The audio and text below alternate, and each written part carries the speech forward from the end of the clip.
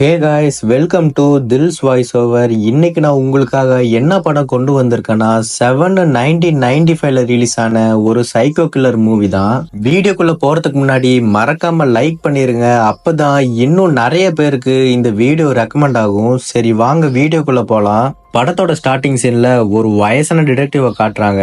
அவரு ஒரு நாள் கூட நிம்மதியா விட மாட்டேறாங்கன்னு சொல்லிட்டு வேலைக்கு கிளம்புறாரு. அன்னைக்கு பார்த்தா ஒரு ஹஸ்பண்ட் அண்ட் ஒய்ஃப் எப்ப பார்த்தாலும் சண்டை போட்டுட்டே இருப்பாங்க. இன்னைக்கு நடந்த சண்டையில ஹஸ்பண்ட் ஒய்ஃபை சுட்டு கொலை பண்ணிடுறான். இதை விசாரிக்கிறதுக்காக தான் நம்ம வயசான டிடெக்டிவ் போயிருப்பாரு. அப்போ கிரைம் சீனை பார்த்துக்கிட்டே இருக்கும்போது இன்னொரு டிடெக்டிவ் புதுசா வராரு. இவரு தான் நம்ம படத்தோட ஹீரோ.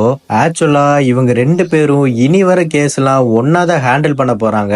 அதுவும் இல்லாம இந்த வயசான டிடெக்டிவ்க்கு இன்னும் 7 நாள்ல ரிட்டையர்மெண்ட். ஸோ நம்ம வயசான டிடெக்டிவை நம்ம டிடெக்டிவ்னே கூப்பிட்டுக்கலாம். இப்போ வந்த யங்கான டிடெக்டிவை நம்ம ஹீரோன்னு கூப்பிட்டுக்கலாம். இந்த கிரைமை விசாரிச்சுட்டு இருக்கும்போது இன்னொரு இடத்துல ரொம்ப வித்தியாசமான ஒரு கொலை நடந்திருக்குன்னு இன்ஃபர்மேஷன் வருது. அந்த இடத்துக்கு டிடெக்டிவும் நம்ம ஹீரோவும் போய் பார்த்தா ஒருத்தர் சாப்பிட்டே இறந்து போயிருக்கான்.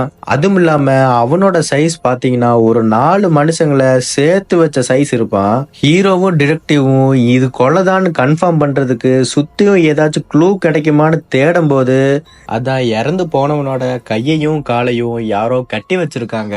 சோ இது கொலைதான்னு கன்ஃபார்ம் பண்ணிடுறாங்க.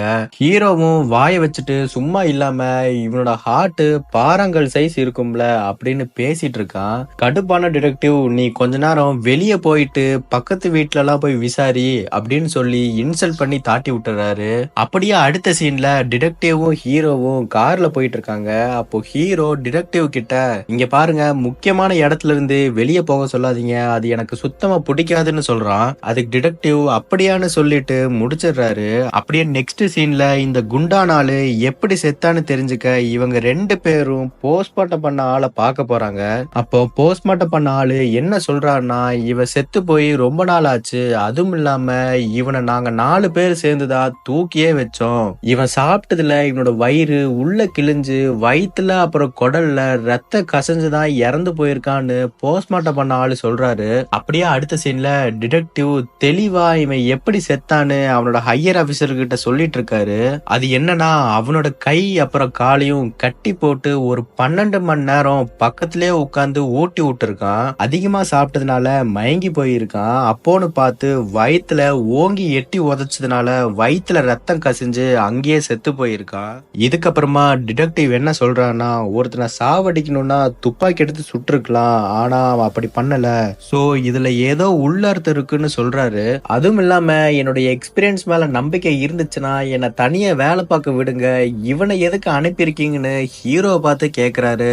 இதுல இருந்து என்ன தெரியுதுன்னா ஹீரோக்கும் டிடெக்டிவுக்கும் சுத்தமா ஒத்து போகவே இல்ல. அப்படியே சீனை கட் பண்ணா அடுத்த நாள் இன்னொரு கொலை நடந்திருக்குன்னு நம்ம ஹீரோ மட்டும் அங்க அனுப்புறாங்க. அங்க போய் பார்த்தா அந்த சிட்டியோட பப்ளிக் ப்ராசிக்யூட்டரை யாரோ கொலை பண்ணி ஆபீஸ்ல கிரேடுன்னு ரத்தத்தாலேயே எழுதியிருக்கான் அந்த கொலைகாரன். இத பார்த்துட்டு என்னன்னு தெரியாம குழம்பு போயிருக்கான் நம்ம ஹீரோ. அப்படியே அடுத்த சீன்ல நம்ம டிடெக்டிவ் ஏதோ ஒர்க் பண்ணிட்டு இருக்கிற மாதிரி காட்டுறாங்க. அப்போ அந்த போலீஸ் டிபார்ட்மெண்டோட பாஸ் வராரு. டிடெக்டிவும் இந்த பாஸும் க்ளோஸ் ஃப்ரெண்ட்ஸா இருப்பாங்க. அப்ப பாஸ் என்ன கேக்குறாருன்னா, உனக்கு வருத்தமாவே இல்லையா, இன்னும் 5 நாள்ல ரிட்டையர் ஆக போற அப்படின்னு கேக்குறாரு. டிடெக்டிவ் இதுக்காக தான் நான் இத்தனை நாளா வெயிட் பண்ணிட்டு இருந்தேன்னு சொல்றாரு. சரின்னு சொல்லிட்டு பாஸ் வெளியே போகும்போது இந்த பொருள் வந்து ஃபாரன்சிக்ல இருந்து வந்துச்சு, இந்த பொருளை தான் அந்த குண்டான ஒருத்தன் இறந்து போனால அவ வயிற்றுல இருந்து எடுத்தாங்க, இது ஃபுல்லா அவன் சாப்பிட்டு இருந்தான்னு சொல்லிட்டு வச்சுட்டு போறாரு. சரி இது என்ன பொருள்னு அங்க போனதா தெரியும்னு அந்த குண்டை இறந்த இடத்துக்கு டிடெக்டிவ் போறாரு. அங்க போய் தேடிட்டு இருக்கும்போது அங்க இருந்த ஃப்ரிட்ஜ சும்மா தள்ளி பாக்குறாரு. அப்போ சின்னதா ஒரு பேப்பர்ல ஒரு கவிதையும் செவுத்துல பாத்தீங்கன்னா கியோட்டனின்னு எழுதியிருக்கு. அப்படியே இந்த இன்ஃபர்மேஷன் கிடைச்சதுக்கு அப்புறமா நேரா இவரோட ஃப்ரெண்டையும் நம்ம ஹீரோவையும் உட்கார வச்சு இப்ப நடந்த 2 கொலைக்கும் சம்பந்தம் இருக்கு, இந்த கொலைக்காரன் பைபிள் இருக்கிற 7 பாவங்கள்ல யாரெல்லாம் பண்றாங்களோ அவங்கள ஒருத்தவங்களை செலக்ட் பண்ணி கொலை பண்றான்னு சொல்றாரு. அதுல கியூட்டனி அதிகமா சாப்பிடுறது அப்புறம் கிரேட் பொறாமை இன்னும் 5 இருக்கு. அதுல என்னன்னா சோம்பல், காமம், பேராசை, கர்வம் அப்புறம் கோபம். சோ இதப்படி அடுத்த கொலை நடக்க போகுதுன்னு சொல்றாரு. அதனாலயே அடுத்த கொலை எப்ப நடக்க போகுது, இதுல இருந்து கொலைக்காரன் என்ன சொல்ல வரான்னு தெரிஞ்சுக்க ஹீரோவும் டிடெக்டிவும் தலைய போட்டு பிச்சுக்கிட்டு நிறைய அந்த கேஸ பத்தி படிக்க ஆரம்பிக்கிறாங்க. அப்படியே அடுத்த சீன்ல இப்ப இறந்து போனார்ல பப்ளிக் ப்ராசிக்யூட்டர் கிரேடன் கூட எழுதி இருந்துச்சுல, அவரோட வைஃப விசாரிக்க போறாங்க. அங்க போனதும் ஹீரோ இந்த போட்டோவை நல்லா பாருங்க மேம், இதுல ஏதாச்சும் வித்தியாசமா இருக்கான்னு கேக்குறான். முதல்ல அவங்க இங்க இருந்து போங்கன்னு சொன்னாலும் அந்த போட்டோவை ஒன்னொன்னா பார்க்க ஆரம்பிக்கிறாங்க. அப்போ ஒரு போட்டோ மட்டும் பார்த்துட்டு அந்த போட்டோல இருக்கிற ஒரு வால் போட்டோ இப்படி இருக்காதுன்னு சொல்றாங்க. உடனே ஹீரோவும் டிடெக்டிவும் அந்த பப்ளிக் ப்ராசிக்யூட்டர் இறந்து போன இடத்துக்கு போறாங்க. அங்க போய் போட்டோவை எடுத்து அதை ரெண்டா கிழிச்சு செக் பண்ணி பாக்குறாங்க. ஆனா ஒரு க்ளூவும் கிடைக்கல. லாஸ்டா டிடெக்டிவ் அந்த டேபிள் மேல ஏறி செவர்கிட்ட போய் ஏதாச்சும் ஃபிங்கர் பிரிண்ட் கிடைக்குதான்னு செக் பண்ணும்போது ஃபிங்கர் பிரிண்ட் கிடைக்குது. உடனே ஃபிங்கர் பிரிண்ட் எக்ஸ்பர்ட்ட வர சொல்றாரு. அங்க வந்த ஃபிங்கர் பிரிண்ட் எக்ஸ்பர்ட்லாம் அங்க லைட் மாதிரி செட் பண்ணி என்ன இருக்குன்னு பார்த்தா கை ரேகையிலேயே ஹெல்ப் மீன்னு எழுதி இருக்கு. அதுவும் இல்லாம கொலை செய்யப்பட்ட பப்ளிக் ப்ராசிக்யூட்டரோட கை ரேகையும் அது இல்ல. சரி இது யாரோட கை ரேகைன்னு கண்டுபிடிக்க டேட்டா பேஸ்ல இது வரைக்கும் யாரெல்லாம் தப்பு செஞ்சிருக்காங்களோ அவங்க கை ரேகை எல்லாம் மேட்ச் ஆகுதான்னு பாக்குறாங்க. அப்போ அங்க வேலை செய்யற ஆளு நீங்க போயிட்டு 2 நாள் கழிஞ்சு வாங்கன்னு சொல்றான். ரொம்ப நேரம் ஆனதுனால ஆபீஸ்லயே டிடெக்டிவும் ஹீரோவும் சோஃபாலேயே படுத்து தூங்கிடுறாங்க. அடுத்த நாள் திடீர்னு தூங்குனது போதும் இந்த கொலைலாம் யாரு பண்ணான்னு கண்டுபிடிச்சாச்சுன்னு பாஸ் சொல்றாரு. அது எப்படின்னு டிடெக்டிவ் கேட்கும் போது அதான் நேத்து நீங்க எடுத்துட்டு வந்த ஃபிங்கர் பிரிண்ட் ஒருத்தனோட மேட்ச் ஆயிருக்கு. ஹீரோ டிடெக்டிவ் அப்புறம் பாஸ் 3 பேரும் மொத்த போலீஸ் போர்ஸோட அந்த கொலைகாரன் இருக்கிற அப்பார்ட்மெண்ட்டை சுத்தி வளைக்கிறாங்க. அங்க போனதும் டோரை உடைச்சு ஒரு ரூமா தேடிட்டே போறாங்க.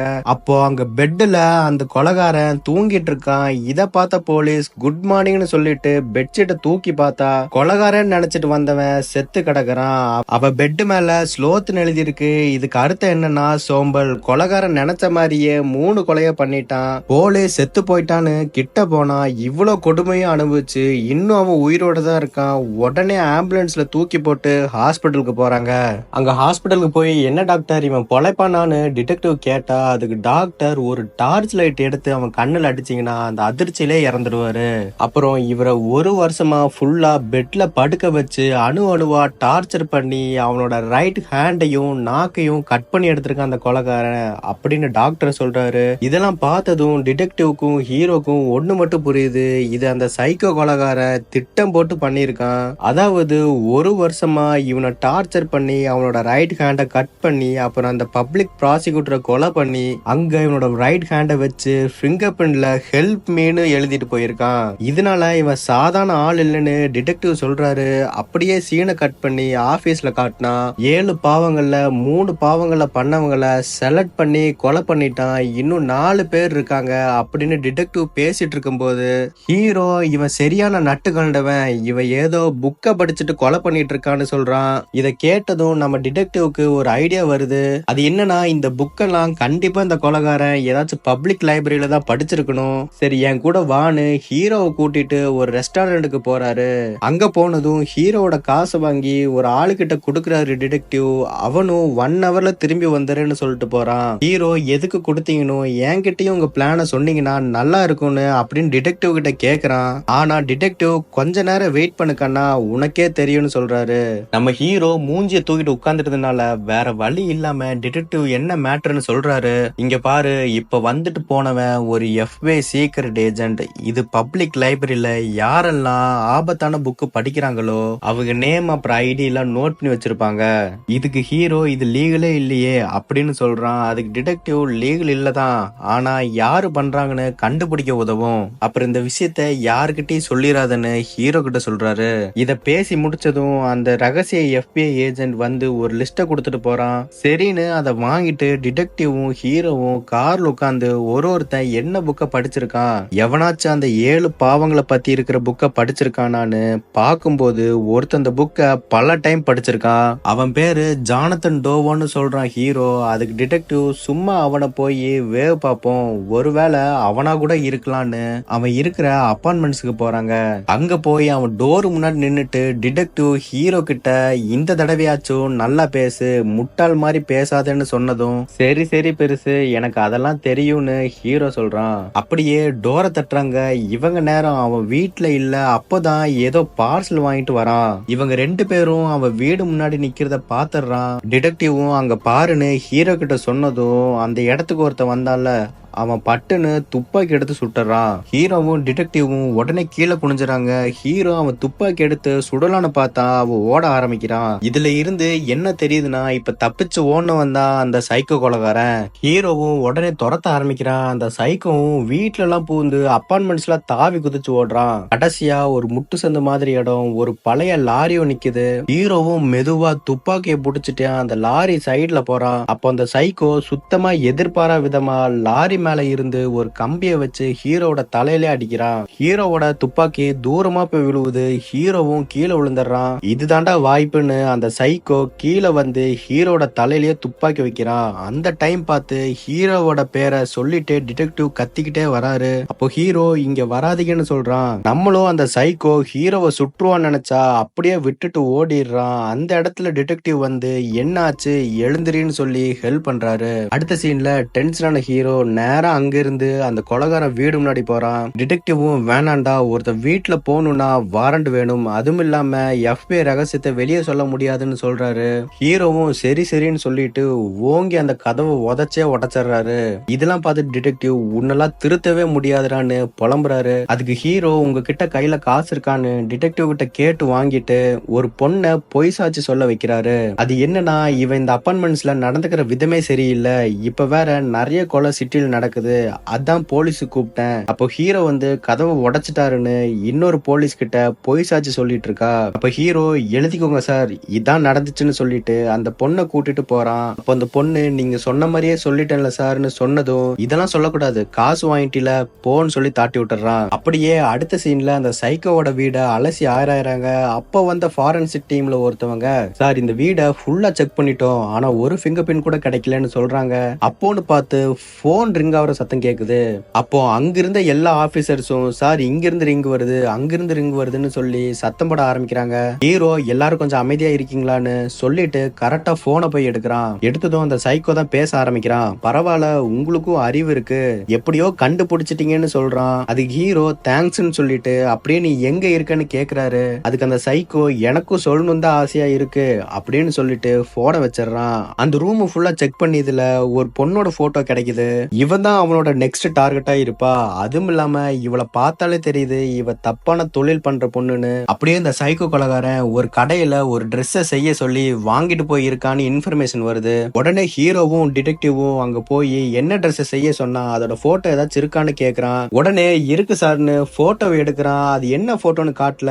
இந்த டைம்ல அந்த பொண்ணை கொலை பண்ணி இருக்காங்கன்னு இன்ஃபர்மேஷன் வருது. அப்படியே அடுத்த சீன்ல ஒரு கிளப்பை காட்டுறாங்க. அங்க ஹீரோவும் டிடெக்டிவும் போறாங்க. அப்ப ஹீரோ சவுண்ட கம்மி பண்ண சொல்லியா காது வலிக்குதுன்னு சொல்லிட்டு போறான். அந்த ரூமுக்குள்ள போகும்போதே அந்த ரூமோட டோர்ல லஸ்ட்னு எழுதி இருக்கு. உள்ள அந்த பொண்ணை கையும் காலையும் கட்டி போட்டு கொலை பண்ணிருக்காங்க. பக்கத்துல ஒருத்தன் கத்திக்கிட்டே எனக்கு இதுக்கு சம்பந்தமே இல்லைன்னு அழுதுட்டு இருக்கான். அப்படியே சீனை கட் பண்ணா ஒரு சைடு ஹீரோ அந்த கிளப் ஓனரை விசாரிச்சுட்டு இருக்கான். இன்னொரு சைடு டிடெக்டிவ் அந்த ரூம்ல ஒருத்தன் கத்தி அழுதுட்டு இருந்தான்ல அவனை விசாரிச்சுட்டு இருக்காரு. அப்ப டிடெக்டிவ் பயப்படாம சொல்லு அங்க என்ன நடந்துச்சுன்னு கேட்கும்போது அப்ப அவன் என்ன சொல்றான்னா, திடீர்னு ஒருத்தர் ரூம்குள்ள வந்தா இந்த ட்ரெஸ்ஸை போட சொல்லிட்டு அந்த பொண்ணை கையும் காலையும் கட்டி போட சொன்னா. அப்புறம் அந்த ட்ரெஸ்ஸை வச்சு கொலை பண்ண சொன்னா. இதெல்லாம் பண்ணும்போது என் வாயில துப்பாக்கி இருந்துச்சு, அதனாலதான் நான் இப்படி பண்ணிட்டேன்னு அழுதுட்டே சொல்றான். அப்ப டிடெக்டிவ் இந்த ட்ரெஸ்ஸை போட்டுதான் கொலை பண்ணியான்னு போட்டோ எடுத்து காட்டுறா. அப்பதான் இந்த கொலை எப்படி நடந்திருக்கும்னு நமக்கே புரிய வருது. அப்படியே சீனை கட் பண்ணா ஹீரோட வீடை காட்டுறாங்க. அங்க அவன் வைஃப் கூட தூங்கிட்டு இருக்கான். அந்த டைம்லயே 911க்கு ஒரு கால் வர்ற மாதிரி காட்டுறாங்க. அதுல என்ன சொல்றான்னா, நான் ஒரு அட்ரஸ் தரேன், அங்க நான் இன்னொரு கொலை பண்ணியிருக்கேன், உங்க 2 புத்திசாலி டிடெக்டிவும் தாட்டி விடுங்கன்னு சொல்றான். அப்படியே இந்த இன்ஃபர்மேஷன் ஹீரோக்கும் டிடெக்டிவ்க்கும் போன மாதிரி காட்டுறாங்க. சம்பவ இடத்துல போன ஹீரோவும் டிடெக்டிவும் உள்ள போனதும் ஒரு பொண்ணை பெட்ல கொலை பண்ணியிருக்கான். அதுக்கு மேல பிரைடுன்னு எழுதியிருக்கு. அதுக்கு மீனிங் என்னன்னா கர்வம். இதெல்லாம் பார்த்துட்டு டிடெக்டிவ் என்ன சொல்றாருன்னா, அந்த சைக்கோ இந்த பொண்ணோட மூஞ்சில இருக்கிற மூக்கை வெட்டி எடுத்துட்டு அப்புறம் பேண்டேஜ் போட்டு விட்டுருக்கான். அப்புறம் போனையும் தூக்க மாத்திரையும் கொடுத்து கொடுத்துட்டு முடிவை நீயே பண்ணிக்கோ. யாரையாவது போன் பண்ணி கூப்பிட்டு இந்த கோரமான முகத்துலதான் வாழ போறியா இல்ல தூக்க மாத்திரை போட்டு தற்கொலை பண்ணிக்க போறியான்னு விட்டுட்டு போயிருக்கான். இவளும் இந்த மூஞ்சிய வச்சு வாழ முடியாதுன்னு தற்கொலை பண்ணிக்கிட்டா அப்படின்னு டிடெக்டிவ் சொல்றாரு. அப்படியே சீனை கட் பண்ணா ஹீரோவும் டிடெக்டிவும் கார்ல இருந்து இறங்கி போலீஸ் ஸ்டேஷன் பார்த்து போறாங்க. அப்போ டிடெக்டிவ் ஹீரோ கிட்ட என்ன சொல்றாருன்னா, இந்த கேஸ்ல 2 விஷயம் நடக்கும். ஒண்ணு, அந்த சைக்கோ 7 கொலையும் பண்ணிட்டு தப்பிச்சிருவான், இல்ல நம்ம அவனை கண்டுபிடிக்கணும்னு சொல்லிட்டு ஆபீஸ்க்குள்ள போறாங்க. அப்போ ஒரு லேடி ஹீரோ கிட்ட உங்க வைஃப் 10 தடவை கால் பண்ணிட்டாங்கன்னு சொல்றாங்க. சரின்னு சொல்லிட்டு உள்ள போகும்போது டிடெக்டிவ்னு ஒருத்தன் ரொம்ப சத்தமா கூப்பிடுறான். திரும்பி 2 பேரும் பார்த்தா கையில ஃபுல்லா ரத்தமா அந்த சைக்கோ நிக்கிறான். இத பார்த்ததும் ஹீரோ கன்னை எடுத்து முட்டி போட்டுன்னு சொல்லிட்டு அரெஸ்ட் பண்றாங்க. உடனே அந்த சைக்கோ என்ன சொல்றான்னா, எனக்கு என் லாயர் கூட தான் பேசணும்னு சொல்லிடுறான். அப்படியே அடுத்த சீன்ல சைக்கோ அவனோட லாயர் கிட்ட பேசுறான். அத டிடெக்டிவும் ஹீரோவும் வெளியே நின்று பார்த்துட்டு இருக்காங்க. அப்போ அங்க வந்த டிபார்ட்மெண்டோட பாஸ் என்ன சொல்றாருன்னா, எல்லாரும் நகத்தை தான் வெட்டுவாங்க, ஆனா இவன் கை ரேகை எங்கேயுமே படக்கூடாதுன்னு இவன் ரேகையவே வெட்டி எடுத்துறான். அப்புறம் இப்படி ஒருத்தர் இருக்கான்னு எந்த ஒரு ப்ரூஃபும் இல்லைன்னு பாஸ் சொல்றாரு. அப்படியே வெளியே வந்த அந்த சைக்கோட லாயர் இன்னும் 2 பேரை கொலை பண்ணிருக்காரு. அந்த பாடி எங்க இருக்குன்னு காட்டணும்னா சைக்கோ கூட டிடெக்டிவ் ஹீரோ மட்டும் வரணும். அப்படி வரமாட்டேன்னு சொல்லிட்டாங்கன்னா நான் மனநல பாதிக்கப்பட்டவன்னு கோர்ட்ல சொல்லி தப்பிச்சிருவேன், இல்ல என் கூட வந்தீங்கன்னா நான் உண்மையை ஒத்துட்டு ஜெயிலுக்கு போறேன் அப்படின்னு சைக்கோ சொன்னான்னு அவன் லாயர் சொல்றான். சைக்கோக்கு எதிராக எந்த ஒரு எவிடன்ஸ் இல்லாதனால டிடெக்டிவும் ஹீரோவும் கூட போறதுக்கு ஒத்துக்கிறாங்க. சரின்னு சொல்லிட்டு மைக் உடம்புல பிக்ஸ் பண்ணிட்டு புல்லட் ப்ரூஃப் வெஸ்டையும் போட்டதுக்கு அப்புறமா ஹீரோ, டிடெக்டிவ் அப்புறம் அந்த சைக்கோ 3 பேரும் ஒரே கார்ல சைக்கோ சொல்ற இடத்துக்கு கிளம்பி போறாங்க. இவங்க காரு பின்னாடியே பேக்கப்புக்காக ஒரு ஹெலிகாப்டரையும் அனுப்பி வைக்கிறாங்க. கார்ல போயிட்டு இருக்கும் போது ஹீரோ சைக்கோ கிட்ட எதுக்குடா இந்த கொலையெல்லாம் பண்ணுனேன்னு கேக்குறாரு. அதுக்கு சைக்கோ, நீங்க யார்கிட்டயாச்சும் நல்லது சொல்லணும்னா இப்படி பண்ணாதான் உங்களுக்கு புரியும். அதுக்கு ஹீரோ, அப்ப நீ இப்ப பண்ணதெல்லாம் கரெக்ட்னு சொல்ல வரியா? சரி, எப்படி கரெக்ட்னு சொல்ல வர சொல்லுன்னு ஹீரோ கேக்குறாரு. சைக்கோ என்ன சொல்றான்னா, ஃபர்ஸ்ட் குண்டா ஒருத்தனை கொன்னேன், அவன் சாப்பிட்டதுக்காகவே வாழ்ந்துட்டு இருந்தான், சாப்பிட்டு சாப்பிட்டு அவன் குண்டாகிட்டான், அவன் சாப்பிடறத பாத்தீங்கன்னா உங்களால 5 நாளைக்கு சாப்பிட முடியாது. அப்புறம் அந்த பப்ளிக் ப்ராசிக்யூட்டர் அவன் தப்பு பண்றவங்க எல்லாரையும் காசுக்காக வாழ்க்கை ஃபுல்லா பொய் சொல்லி காப்பாத்திட்டு இருந்தான். அப்புறம் அந்த பொண்ணு எத்தனை அப்பாவி பசங்களை போதை பொருள் கொடுத்து என்னென்ன நோயெல்லாம் பரப்பியிருப்பா. அப்புறம் மனசுல ஃபுல்லா பொறாமைய வச்சுட்டு வெளிய மூஞ்சிய மட்டும் அழகா வச்சிருக்கா. இப்படி இருக்கிறவங்கள தேடி கொலை பண்றதான் என்னோட வேலைன்னு சொல்றான் சைக்கோ. அதுக்கு ஹீரோ, நீ சரியான முட்டாள்ரா, அப்பாவிய கொலை பண்றோம்டா நீ அப்படின்னு சொன்னதும் சைக்கோ, நீ இப்ப உயிரோடு இருக்கனா அது நான் போட்ட பிச்சடா அப்படின்னு சொன்னதும் ஹீரோ டென்ஷன் ஆகி கத்த ஆரம்பிக்கிறான். டிடெக்டிவ் தான் அமைதியா இருன்னு சொல்றாரு. அப்படியே பேசிக்கிட்டே இருக்கும்போது அந்த சைக்கோ சொன்ன இடமும் வருது. கார்ல இருந்து கீழே இறங்குனதும் சைக்கோ டைம் எவ்வளோன்னு கேக்குறான். 7 மணின்னு டிடெக்டிவ் சொன்னதும் அப்ப கரெக்டான டைமுக்கு தான் இங்க வந்திருக்கோம், சரி என் பின்னாடியே வாங்கன்னு ரோட்ல இருந்து கொஞ்சம் தூரமா கூட்டிட்டு போறான். அங்க போனதும் ஹீரோ எங்க பாடின்னு கேக்குறான். அப்போன்னு பார்த்து தூரத்துல ஒரு கார் வருது. இது டிடெக்டிவ் பார்த்ததும் அந்த சைக்கோவை ஹீரோவை பாத்துக்க சொல்லிட்டு ஓடி போய் இவரோட கார் எடுத்து அங்கிருந்து வந்த காரை பிளாக் பண்ணிட்டு இவரோட துப்பாக்கி எடுத்து உள்ள இருக்கிற டிரைவரை கீழே இறங்க சொல்றாரு. உள்ள இருந்து இறங்கினவன், சார் நான் கொரியர் போடுறவன், யாரோ டேவிட் மில்ஸுக்கு பார்சல் கொடுக்கணும், அது 7 மணிக்கு கரெக்டா கொடுக்கணும்னு சொன்னாங்க. இது கேட்ட டிடெக்டிவ், என்னடா இவன் ஹீரோ பேருக்கு பார்சல் வந்திருக்குன்னு சொல்றான். சரி, அத பார்சலை எடுத்து கீழே வச்சுட்டு இங்கிருந்து ஓடி போன்னு சொல்லிடுறாரு. சரி, உள்ள என்னதான் இருக்குன்னு ஓபன் பண்ணலான்னு ஃபர்ஸ்ட் பாக்ஸோட ஒரு பக்கம் மட்டும் ஓபன் பண்ணா ரத்தமா இருக்கு.